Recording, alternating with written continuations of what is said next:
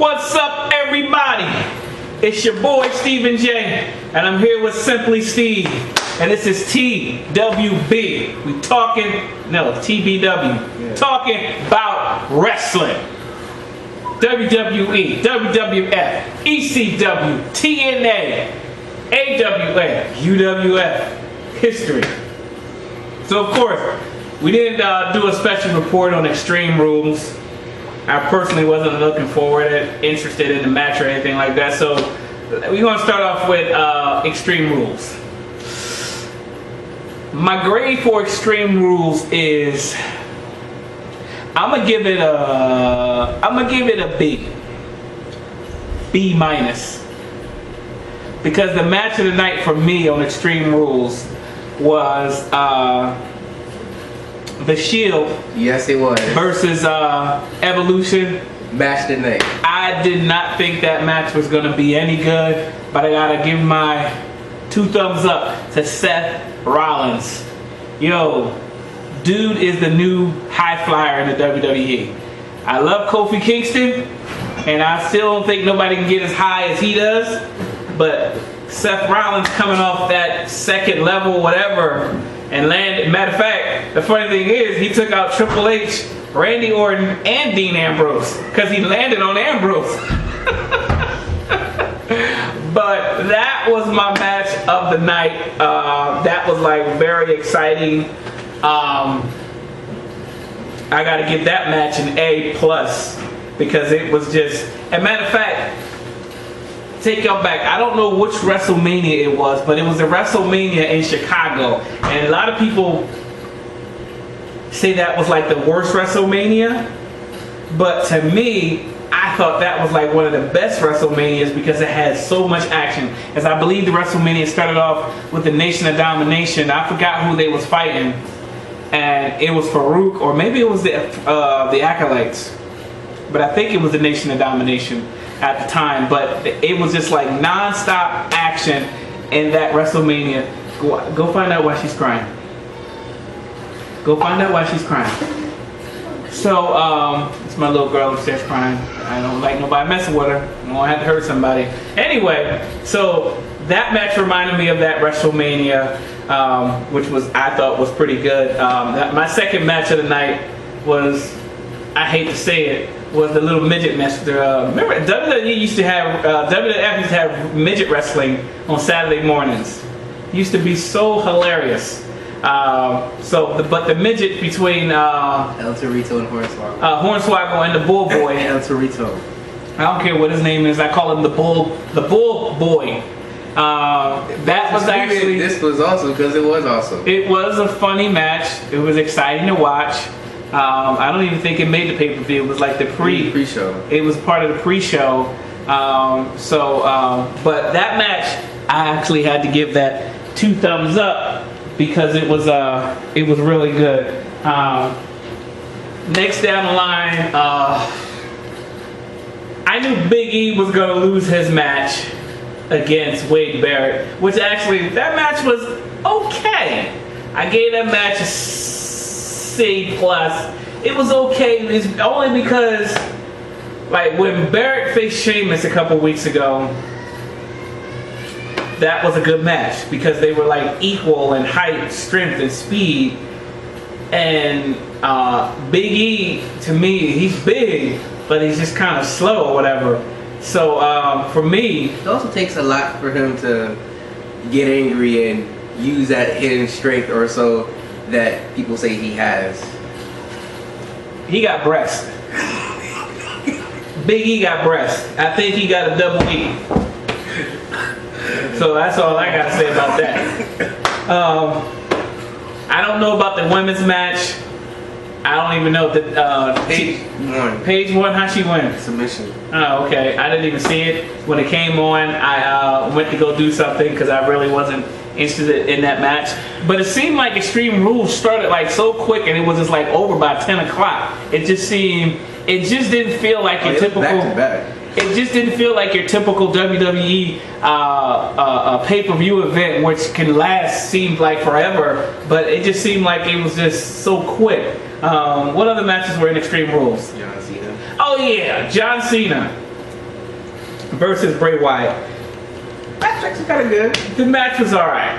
I told you I love Bray Wyatt. I am getting sick and tired of he's got the whole world. But here's the thing. There's no crowd like the pay-per-view crowds. The pay-per-view crowds, they are on point versus your regular Monday Night Raw or your SmackDown matches or your main event crowd guys. Even though I think main event is taped on Monday Night Raw anyway. But on Tuesday before SmackDown. Anyway, but pay-per-views crowds, they was getting it. Of course, they was embracing Wyatt. I didn't like. Here's why I gave the match. It was okay. To me, the match was a C+. It is. I didn't like the fact that Rowan and Harper kept getting involved in the match. There are lots of moments where Cena actually could have won. There was a lot of moments that Bray Wyatt could have won.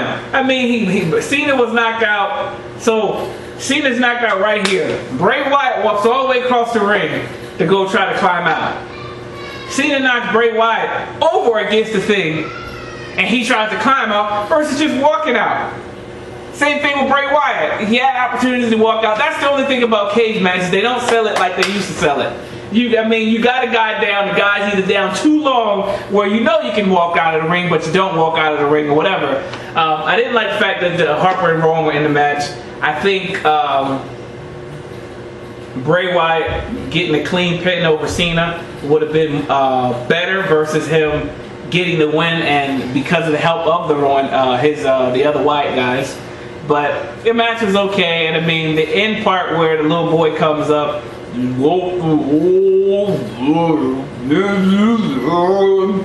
John Cena acting like he's scared. I thought John Cena was gonna come out on Raw, but he didn't. Came out on main event to explain. He did? What'd he say? Because I didn't see main event. I didn't see it. So how you know? So how you gonna tell me? They promoted it on Raw. Okay, well what did he say? I don't know. I didn't see it. Well, look it up. What did John Cena say on main event? Come on, Simply Steve. He ain't doing his job, man. Anyway, that was my job. Okay, main event's technically tonight. So what are you talking about? So he's coming out on main event to talk about versus the flagship of the company, which is Raw. Anyway, so what other match was at Extreme Rules? Daniel Bryan and King. That match, it was alright. It was alright. I give that match a B. It still wasn't in my top 2 or top 3, but it was okay. That was my 4th favorite match. You got the Demon Kane. Demon Kane, that's his name now. Demon Kane. Whatever. But the fact that, here it is, I don't know how old Kane is. In his 40s. But I know he looks like The Undertaker 10 years ago, where Undertaker take a beating and he just sits back up. That was Undertaker old school right then and there. That's why that match was pretty good. I like Kane when he was doing that because it reminded me so much of The Undertaker. No matter what Daniel Bryan did, he got up. So I may move that match up. So, but it was alright. It was alright.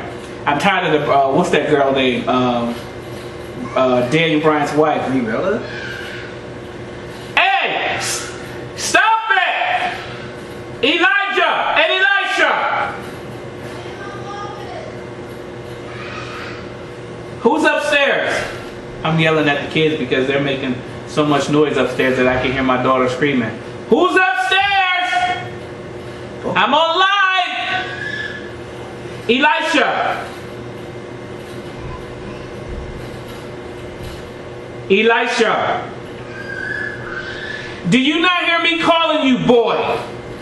Me? Yes, you. Isn't your name Elisha? Yes.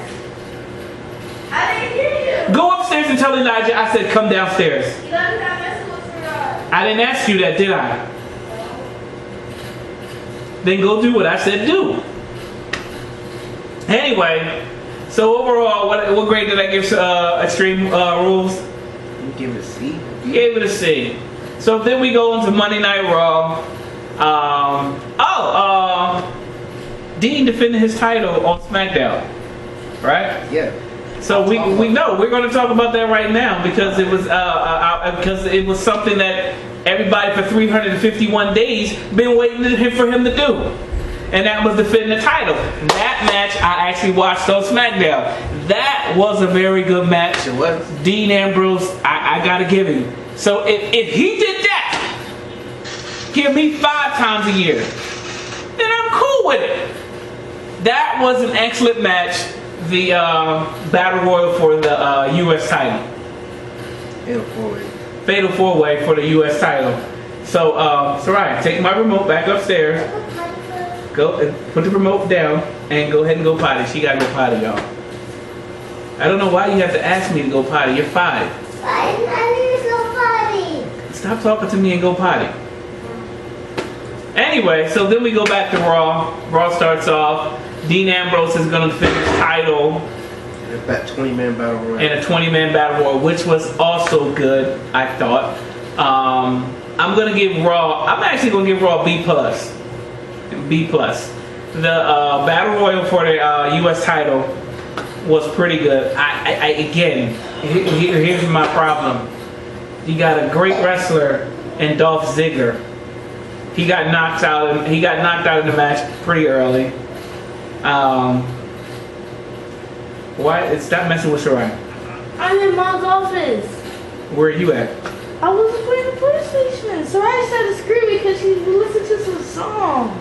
Anyway, so Dolph Ziggler gets knocked out early. I don't like that the way he's going. It's kind of like a lot of wrestlers are getting to that point where you like, what happened to him, man? Like, matter of fact, if you're watching the WWE Network, you see Alex Riley on there, A-Rod. Whatever happened to him? Did he get hurt? I don't know. Ever since the Miz, we haven't seen him. Exactly. What happened to him? The dude had some pretty good upside.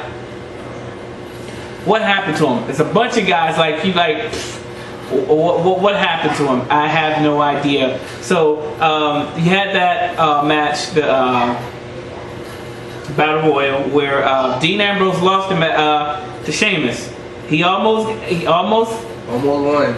Matter of fact, I would have wanted Jack Swagger, even though I don't like Jack Swagger. But him as a United States champion, and the people. That makes sense. That would have just went over like That would have made sense. that title, U.S. title, would have put Jack Swagger over more as a heel versus just a guy like, oh come on, we like saying we the people, but come on, it's like after that's done, like what else do you got? No, Soraya, no cheese. Go upstairs. I can't see a fishy. Okay, go ahead and see the fishy. I'm cleaning my tank out too.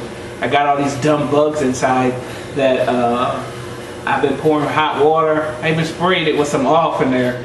I just can't get rid of them. So they're in my filter someplace, and I just got to empty the whole tank.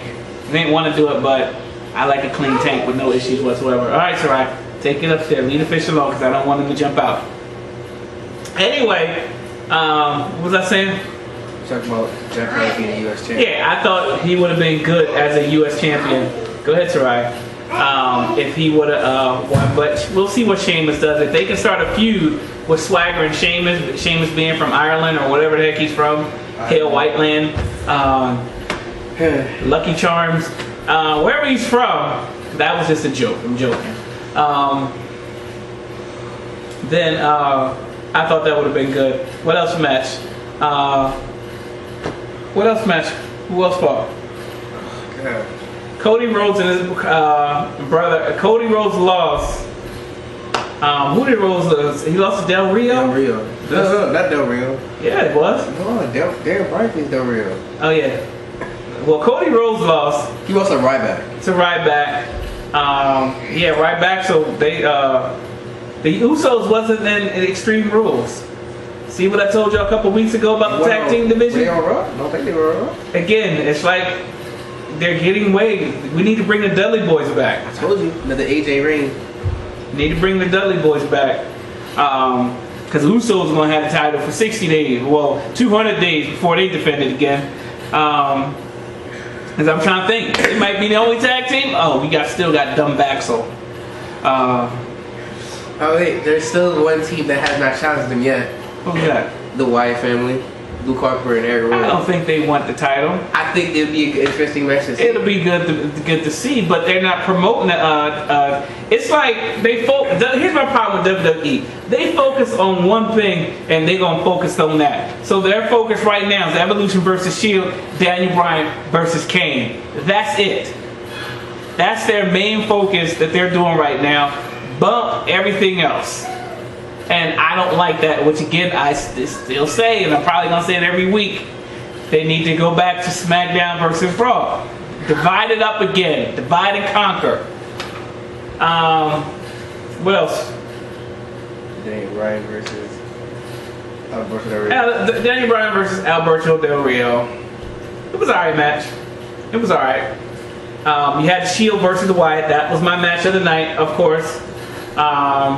That was pretty good. Oh man, you forgot about Extreme Rules. You had Rob Van Dam versus Cesaro and Jack Swagger. That was actually a pretty good match too. I actually missed that match. That was actually a pretty. He was crying like a baby because he ain't want his brother to drink his little thing that you juice mix thing. It's just wood. It's all I got to drink at lunch. I don't like room temperature water. That's what he said. I just don't like room temperature water. Then get some cold water out of the water fountain.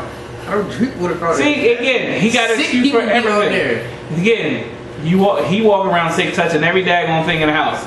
So if you already sick, you might as well touch something that somebody else sick touch. You can't get no sicker. They could be worse. You can't get no sicker. You already sick.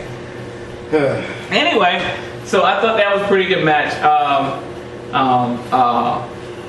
Cesaro came out again, and actually Adam showed up. Oh yeah, Adam Rose. I don't know what they're gonna do with that. He's obviously from Great Britain or whatever. Is he from NXT?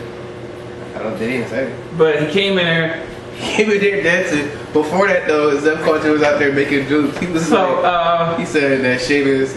He said it looked like Sheamus and Pete hadn't seen the Sun since 1997. Yeah, that was kind of funny. That was funny. Right? He needed to leave the jokes to Jerry the King. What else? The midgets fought again. I'm tired of seeing that right now. Who else fought on Raw? Big E and Wade Barrett. Big E and Wade Barrett for the rematch. Big E lost. The crowd was going for Wade Barrett. Yo, WWE Universe is not your daddy's WWE, where you gotta root for the good guys. Yes. And it was always, back when I grew up, everybody rooted for the good guys. Hulk Hogan, we love Hulk Hogan. When Andre turned heel, boo! We hated Andre. When Macho Man was bad, we booed him. When he became good, we cheered him. That's just the way it was. Now, nah. They cheer for anybody.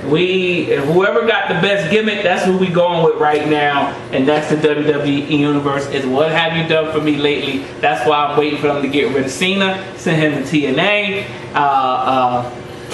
Because I just don't like him. But word is, Cena is going on a heel turn, which about time. Which I'm curious to see. I am curious to see, because then it goes back to him and Kane feud and embrace the hate or whatever. So I'm just I'll see. But I like the will the crowd still boo him though is the question, or will they finally? I don't know. If he stops doing the stuff that he does, he's going heel, so he gonna be supporting nobody. No, I'm telling you, when he was the doctor of Thugonomics, nobody liked him, but they liked him. Because I mean, he came out, he did his rap, and he cracked jokes on people, whatever. But then when he started to turn, when he won his first, matter of fact, when he won the first U.S. title against, it was a 5-on-5 match, a best out of 5 with him and Booker T, and he won it. You know, the people gave him respect. Like, oh man, he was a good guy. Everyone knew this cat was up and coming. We didn't like him, but he was up and coming. So you got to give him some respect. So you didn't like him, but you respected him for what he did. So he beat Booker T for that 5-on-5 match, and that's when Carlito made his debut. Carlito beat him. So I don't know. So I think I'm done with Raw.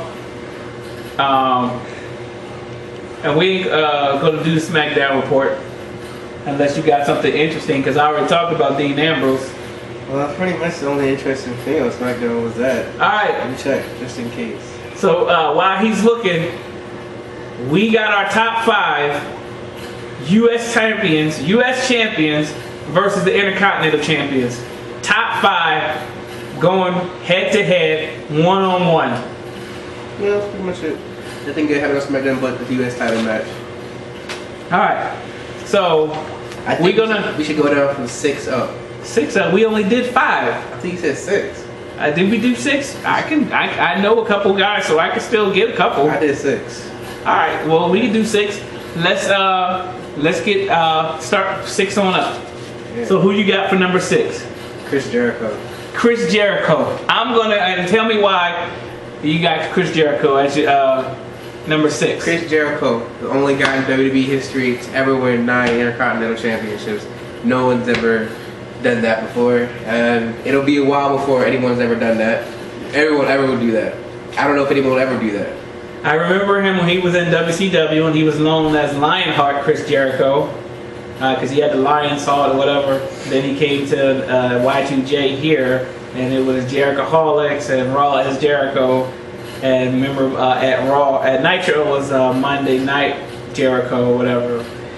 So number 6, my number 6, and I just added him. It's very controversial, but I'm going to add him because this boy was bad. He was a beast in WCW and in the WWF/WWE and ECW. The boy was a beast, and he knows Chris Jericho hand in hand, and they've had many wars. But I'm going to give him the edge because he was just, I forgot what they called him. He wasn't the excellence of execution. He wasn't a cerebral assassin. But my guy for number 6 is Chris Benoit. And if they go head to head, I'm going to go with Benoit. Benoit was a master submissionist. He was a great technical wrestler. And he was a bad dude. So that's my dude right there for number 6. Alright.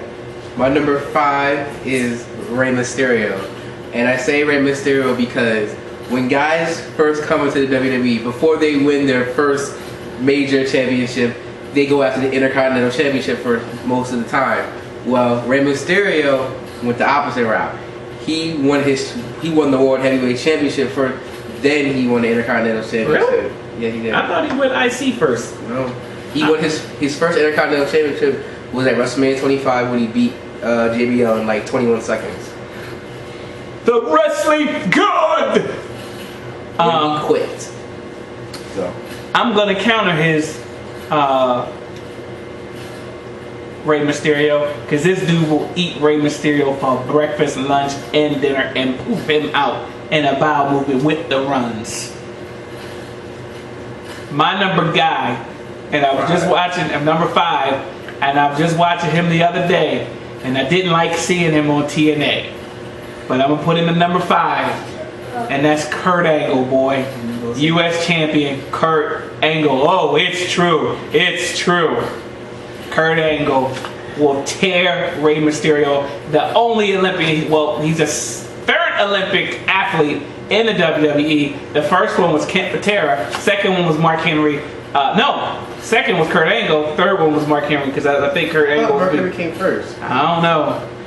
But Kurt Angle, man, WWE World Heavyweight Champion. He was World Heavyweight Champion. He was a bad U.S. champion. He went had many feuds with Stone Cold Steve Austin, The Rock, Chris Jericho, Goldberg, Brock Lesnar, Kurt Angle, Rey Mysterio. Bam, that's out the block. Ankle lock. Come on, get out of here. Not only that, Kurt Angle developed Taz was the human suplex machine, because I hated Joey Styles because he was always T-Bone Tazplex, Taz mission. Everything had a Taz to it. This type of suplex or whatever. Now he's trying to find some different wrestling because he can't top my 2 bottom wrestlers. He can't top those 2. So Kurt Angle, my number 5 for the U.S. champion over his Rey Mysterio. Come on, man, you need to come up with something better. Number 4, let's go. Alright, my number 4 would have to be Cody Rhodes. Oh my God. Although I do like Cody Rhodes. I love Cody Rhodes. Cody Rhodes. Hold on. Did you research the Intercontinental Championship history? I went on WWE.com and looked up the top. It said the top 25 Intercontinental Champions, and I read each one. Of all time? It is. I don't think it said all time.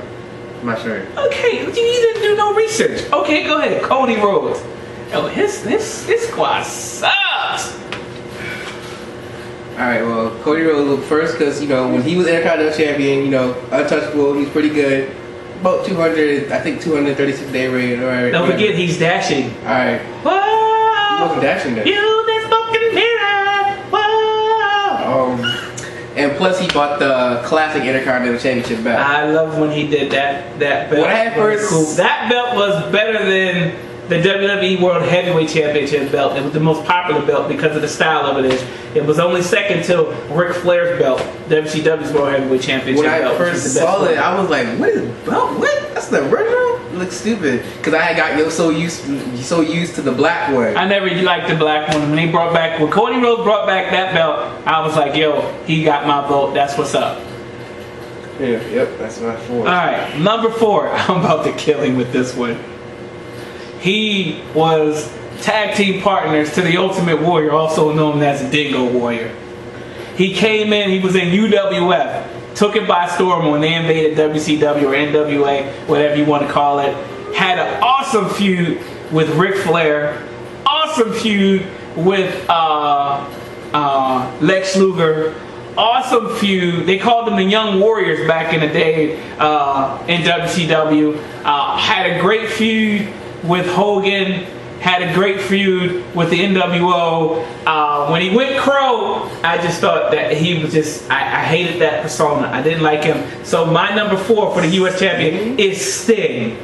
Sting, not the Crow Sting, but the first Sting, who had probably one of the best rivalries with Ric Flair, where he picked Ric Flair up like 20 times and gorilla pressed him and slammed him, almost broke his back. Had Ric Flair screaming and hollering for help. But Sting, that Sting, the man that was in gold and red, same color as his Hulk Hogan, with the blonde hair and the face mask like the paint like the Ultimate Warrior, that was built, and he's like, ah! He was hollering, and he had the Stinger Splash, the Scorpion Deathlock, which Bret Hart stole and called it the Sharpshooter. But the Stinger Splash, oh man, come on. Cody Rhodes, sorry, you going down. Matter of fact, Cody knows him because Cody was skinny when he was in WCW, but he's not on Sting level, man. Come on. I don't know if I'm gonna go to rest with this because he knows, but I'm just gonna keep going anyway. Number 3 would have to be Razor Ramon because he came in at the time when he came in. Say hello to the bad guy. Shawn Michaels was Intercontinental Champion, but kind of like Dean Ambrose way, he wasn't really defending it like that. He was kind of just boasting around, kind of like, oh, I'm Intercontinental Champion, yada yada. So, so he won the Intercontinental Championship, but Shawn's like, no, and their whole legendary ladder match, which revolutionized the ladder matches in WWE. They put the ladder match on that. In fact, I bought that pay-per-view where they had their first ladder match, and the ladder match today is definitely much more grotesque than the first ladder match. But that first ladder match between him and Shawn Michaels, it was legendary. And like I said, when he retired, people are still talking about that ladder match because it was a great match. And I love Razor Ramon. When he was the bad guy, I loved him when he went Scott Hall in WCW with the NWO.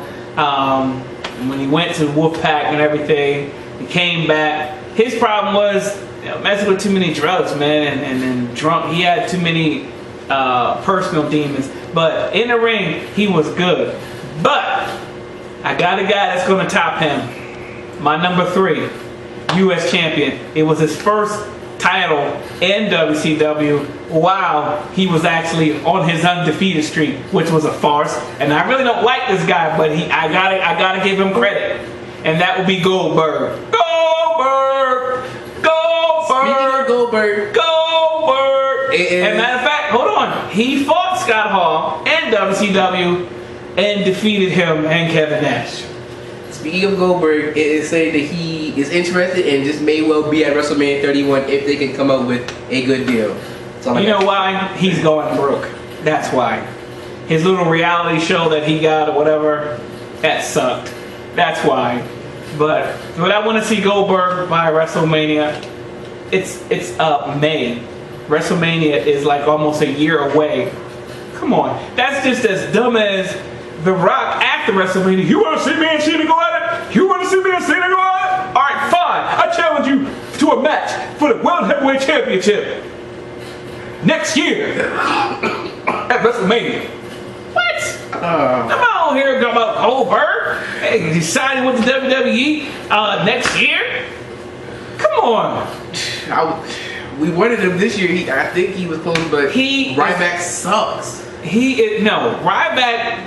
If they go back to the old Ryback, I keep saying that. Go back to the old Ryback. Feed him more instead of what y'all feeding him, because right now he dookie and a lot of dumb stuff. But feed him the right stuff, the right matches, the right lines, and everybody be back. All it takes is one run-in to save somebody, and he be back on point. He be back on point. But Goldberg versus his Scott Hall, Razor Ramon. Oh, that would be a good match. I would personally want to see it. But I'm gonna give that to Goldberg. Goldberg was still riding. Goldberg saved WCW. It was because of Goldberg, because the NWO got played out. Every week it was the same thing. The NWO beating up somebody, and then oh my God, they're beating up somebody. Oh my God, what's gonna happen? We need some help down here. And then it goes off the air, and then the next week, oh, we went off the air and the NWO were beating up somebody. Okay, they threw Rey Mysterio into a trailer again. Then next week they threw Rey Mysterio through a door. Then the week after that they threw him into a tree. Then the week after that they threw him into the crowd. Come on, how many times we gotta see that? Then after it just got boring. So then when Goldberg came along, and the first week, oh, he won 10 matches. His first match, he was undefeated. And then next week, oh, he's 30-0. And then Thursday, oh, he's 60. And then by Monday, oh, he's 120. Get out of here with that. But he saved them because everybody tuned in to see Goldberg. And they did him right when his match, they followed him from the thing. And although Ryback does do the same thing, if you look at Goldberg's interest when he actually gets outside, or no, look at Goldberg's interest when he comes out of the door. He goes like this. Yeah, and he does that. Ryback does the same thing. Come on. So, Goldberg was a fake knockoff of Stone Cold at the time anyway. So even Stone Cold said that, which is why he stunned him when they first met. But I'm gonna give that a draw. I'm going to say Goldberg versus Razor Ramon is a draw. I'm going to give that a draw. So you're number 2. Well, number 2 is the Ultimate Warrior. The Ultimate Warrior. And very good Intercontinental Champion. Very good. Dude was hype. Very hype. But I got somebody that can match. Oh, go ahead. Okay. He beat the Honky Tonk Man in like 31 seconds. Anybody can beat the Honky Tonk Man. But his reign as Intercontinental Champion was like 400 some days, which is one of the longest ever. And first of all, quick shout out to the Goldbergs. Show that comes on the ABC. They had a wrestling match and they dedicated that to end to the Ultimate Warrior. Mad respect. Good looking out, ABC and the Goldbergs. Yeah, I love that show. Anyway, oh yeah, so he beat Honky Tonk Man, becomes Intercontinental Champion or whatever, and then he goes on and he wins the WWE Championship while he's Intercontinental Champion. Again, something that's never been done before. So yeah, that's why he's number 2. Alright, so his number 2. Okay, no, go ahead. Go ahead. No, say I'll save it for the number 1. Alright, this guy, we all know him. We all love him. He was US Champion in WCW. I think he matched the same intensity as the Ultimate Warrior, and this guy was just box office. He got a raw deal in WCW, which is why he went. And here's the thing: when you look at the tape of him, everybody was like, "Yo, this guy got some upside to him. He is gonna be a bad boy if they do right by him." But they did him wrong, and he went to ECW. So my number 2 was Steve Austin as U.S. champion. Steve Austin, when he was in WCW, he was known as Stunning Steve Austin, a bad man. Stunning Steve Austin, he had the golden locks. He was big, had intensity.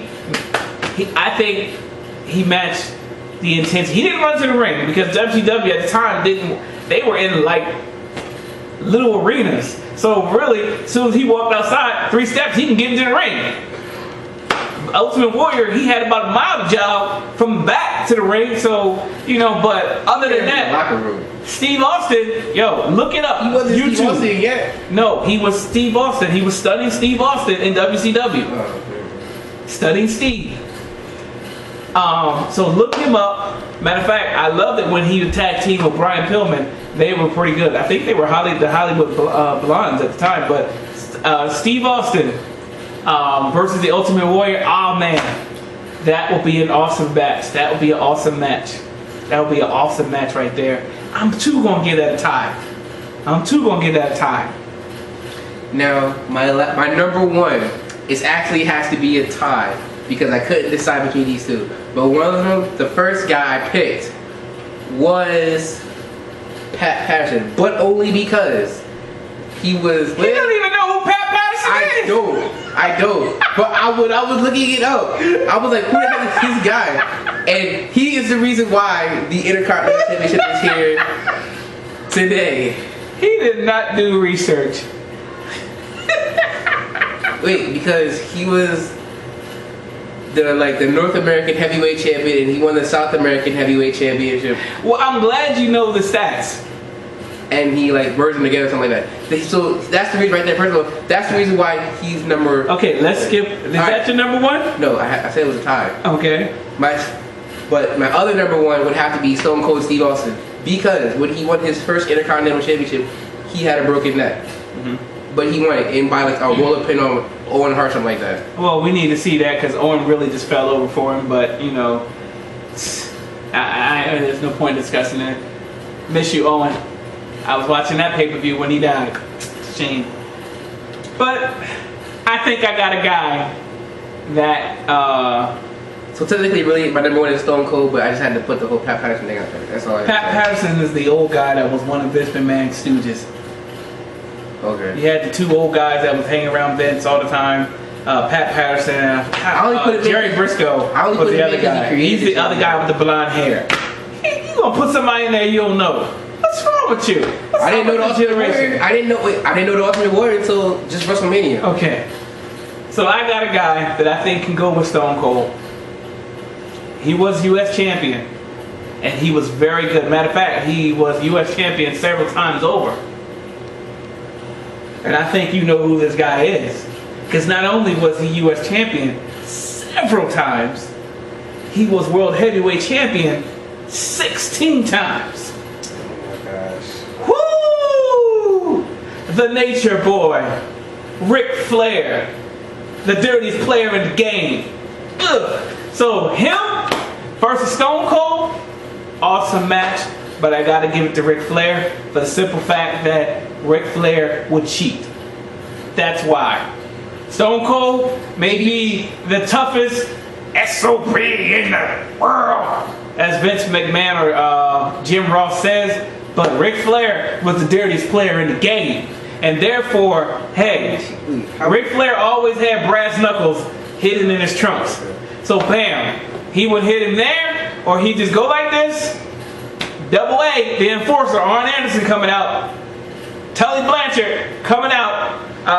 Who was the other guy? Maybe Barry Windham, maybe Lex Luger, maybe Sid Vicious of Four Horsemen. Four Horsemen had so many guys, so it was a shame. But the fact of the matter is, Ric Flair was always the one leading them. But Ric Flair versus Stone Cold, it would be a very good match. Ric Flair would cheat to win.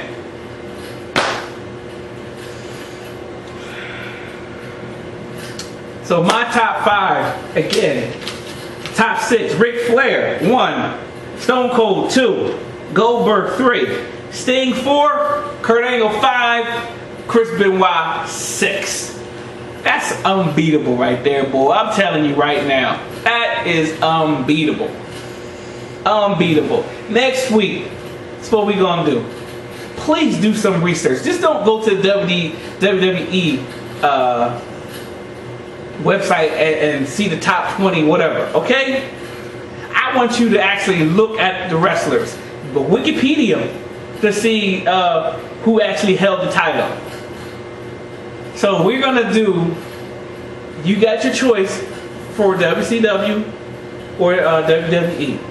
The Cruiserweight division versus, what was the WWC light heavyweight division. So the Cruiserweight was in WCW, the light heavyweight was in WWE. Oh, no, light heavyweight.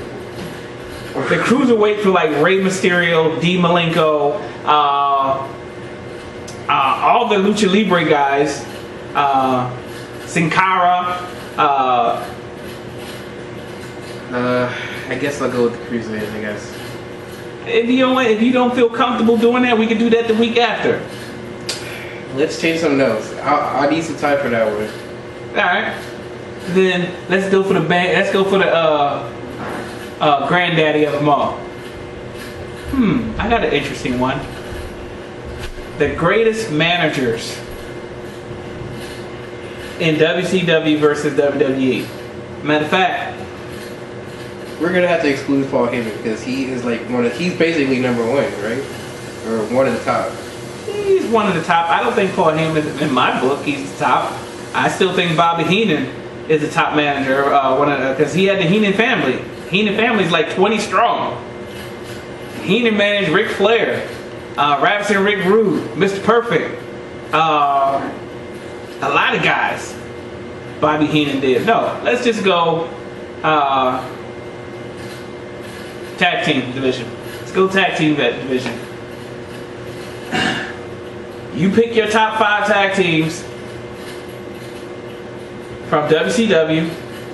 I pick my top 5 from WWF. You may pick the same guys. Right. Or, alright. Let's see. Okay, you pick top 5, okay? 5. I'm gonna take, which one? WWE, WCW?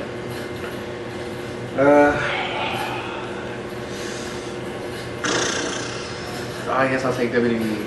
WCW. Next time I'll try to take WCW. We got the WWE Network, so I gotta try and start watching some WCW. Okay, so I got WCW, the top 5 tag teams of all time. Matter of fact, and we going and I want you to pick one. Look it up. One tag team from ECW, and I'll pick one tag team from ECW. I think I already know my tag team is. Those dudes were vicious. So WCW and one tag. So it's gonna be 6. So one tag team from ECW. So 5 tag teams from WWE and 1 tag team from ECW. Right. Okay. What was I about to say? Oh, I did watch TNA, and look up to see who's the TNA champions right now and contenders. I did watch TNA the other day. It was on, and Bubba Ray. I don't know what he's going by right now. I don't know where Devon's at, but Bubba Ray was on there, and apparently he lost the match because Dixie Carter pushed him over, whatever, and he wanted to put her through a table. Then MVP, Montavious Porter came out. Oh, he's on TNA now? Yeah, he's on TNA now. As, I guess he's the commissioner or whatever. He kicked Bubba Ray out of the match. But the problem with TNA is they talk too much. And again, here's what I noticed when the guys are when a guy in WCW, any guy, whether it's WCW or WWE, when those guys talk, the people in the crowd paid attention. They're like witting what they're saying. Either they're saying what, they're saying yes, or whatever. They're with the guys when they're talking. They're not just having a conversation. Yeah, what'd you have for dinner last night? But when you look at the guys, the audience in TNA, they're just people are there having a conversation. Yeah. And then the music come on. Oh, what's happening? They gotta look. Again, I watched it for probably almost an hour. Dixie Carter sucks. They need to, again, this was Eric Bischoff's problem. The reason why WCW failed was because he decided he was great as just a commentary or play-by-play guy. He was this guy that was just there for mic support and give you commentary and tell you this, that, and the other. He was good at that when he was telling people, oh, don't watch WWF right now.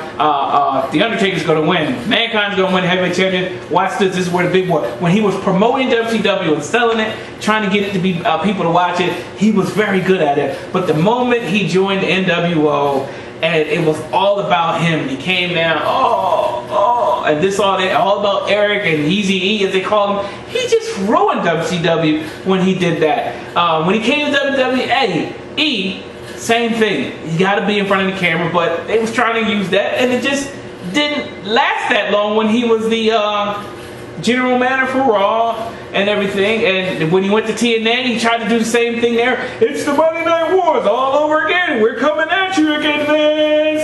And then they got killed because he caught what they call lightning in a bottle, meaning something special. Something special was the NWO. The second something special was Goldberg. He had that, and I'm going to give him credit for the Lucha Libre because he did put those guys on the map. But that was it. He didn't know what to do with anybody. Read The Fall of WCW. Man, it's so true that the guys, they said that, man, once the WWE got their act together, Rock was at the top of his game. Stone Cold was at the top of his game. DX was at the top of their game. Kurt Angle, The Undertaker, Kane, all these boys was at the top of their game. A lot of those WCW wrestlers will tell you that they went in the back and they turned on the TV to see what they were doing on WWE, because it's like, wow, we still doing the NWA attacking people. And then you had the Spanish NWA, then you had the blue NWO, then you had the green NWO, everybody, and then the Ultimate Warrior came, and then it's just like, okay, this is ridiculous. Then you had the Wolfpack. Then it just got ridiculous. So it just, because it all became about NWO. As a matter of fact, when I was watching, I think the Monday Night Wars, his DVD or something like that, they were trying to do just like a whole NWO TV series like that. No more Nitro or something like that. They were trying to go all NWO. And they did that at one point, and they played it where nobody was in the stadium. It was just stupid. It just, here's the thing. When you got something that's hot, you got to ride it until it goes out. When it's over, it's over. Then you have the time where sometimes you put the flame out prematurely. Case in point, Ryback. He was on fire. They put the flame out when they made him do the heel turn. I'm telling you, look at the tape. When he gave John Cena, what's his move? Ryback's move? The Shell Shocker. Oh, everybody was like, yes, yes, we loved it. But then he was like, shut up, I don't care. You don't turn on the fans like that. He could have just kept his mouth shut, and everybody would have been so cool with it. But they did it wrong, and it just didn't work out. So that's just my thing that happened there with Ryback. But with the NWO, it just outlasted its time. Then Goldberg outlasted his time, and then they just didn't know what to do with it. So that's just about it right now. That's how you want to do the TNA people. Huh? You told me to do the TNA people. Oh yeah. I hate you. Alright, so the TNA champion right now is some guy named Eric Young. The television champion is Abyss. Abyss is a fake Mankind, first of all. That's why I don't like him. TNA X Division, which is like the Lucha Libres, is some guy named Saida Sanada. TNA, the Wolves, Eddie Weber's or whatever, and Knockout. The TNA women are ugly. I'm sorry.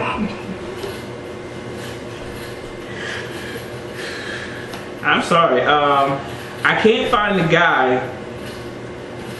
who had so much potential. Let me see if I click on here, history. This guy is actually good. Wait a minute. Isn't that CM Punk's guy? Eric Young. Isn't that CM Punk's friend? When he was in Straight Edge? Yeah. I didn't get a good look at him, but it may be. I'm trying to get a list of, alright, here it is. List of TNA World Champions.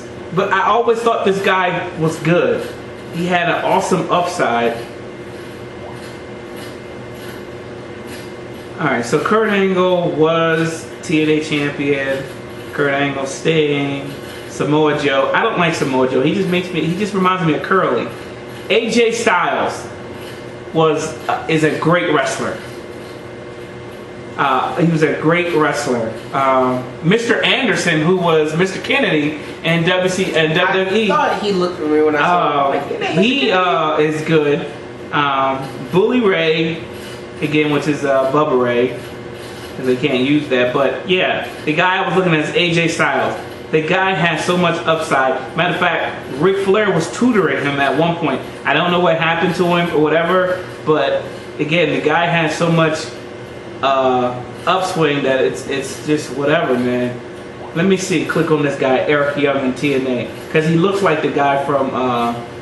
Let's see. It's Canadian professional. He's currently foreign announcer. Doing TNA career. Let's see. Professional wrestling career.